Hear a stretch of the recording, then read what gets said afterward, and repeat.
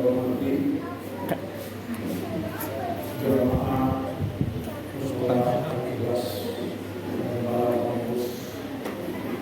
mushola Ikhlas yang dimuliakan Allah Subhanahu wa Ta'ala.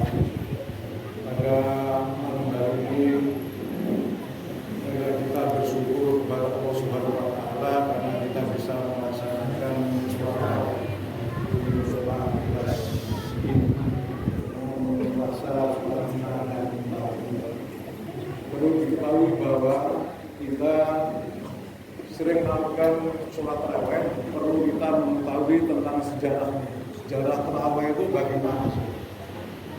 Sejarah tarawih yang pertama kali itu ada di daerah Aceh, yaitu pada abad 8. Jadi proses migrasi dari Khalifah Abbasiyah menuju daerah Aceh, di sana ada kerajaan Islam, dan disitulah kegiatan tarawih ini dimulai. Kemudian pada zaman kerajaan Majapahit, kegiatan sholat tarawih diadakan di daerah Trowolesan. Jadi di sana disebutkan dalam sejarah itu ada sebuah masjid yang didirikan oleh leluhurnya Sayyidina. Cuma ketika proses kerubuhan kerajaan Majapahit, maka masjid itu dan sholat tarawih itu pun disayangkan juga.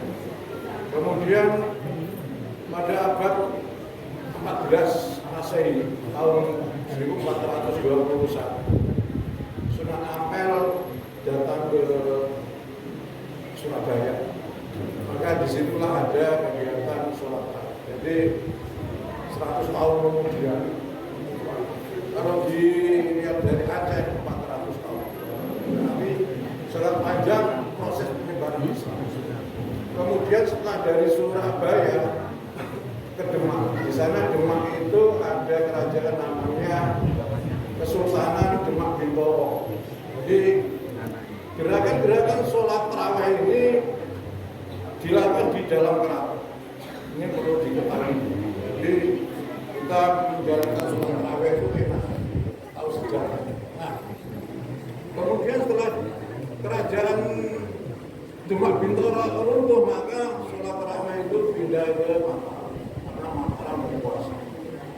Nah, ini menunjukkan bahwa kegiatan sholat tarawih itu dilakukan di lingkungan keraton. Nah, tetapi dalam perkembangannya ketika ada perang Diponegoro, ya, perang Jawa, maka setelah pasca perang Diponegoro, sholat tarawih diadakan di desa-desa karena di keraton banyak dikuasai oleh anak-anak. Jadi Ahmad Dahlan mengadakan tarawih di luar keraton dalam bentuk musola. Cuma di sana Ki Ahmad Dahlan ditentang. Yang menentang ada dua, yaitu pihak keraton dan pengurus musola. Perbedaannya apa? Penentangannya adalah sholatnya.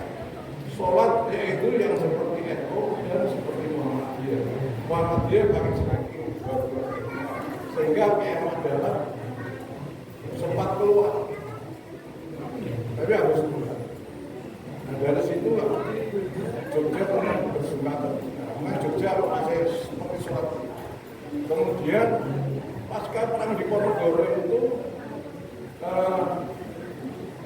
Kiai Hasyim Asy'ari pindah ke daerah Jombang. Di daerah Jombang itu banyak ada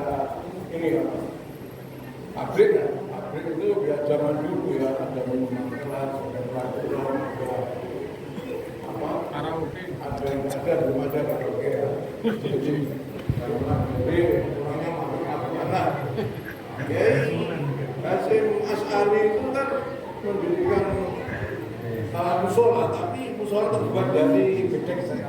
Dia berceramah tentang adanya haram minum, haram judi. Dari itu didengar oleh orang-orang yang ada di luar, maka musolanya itu dibakar oleh mereka.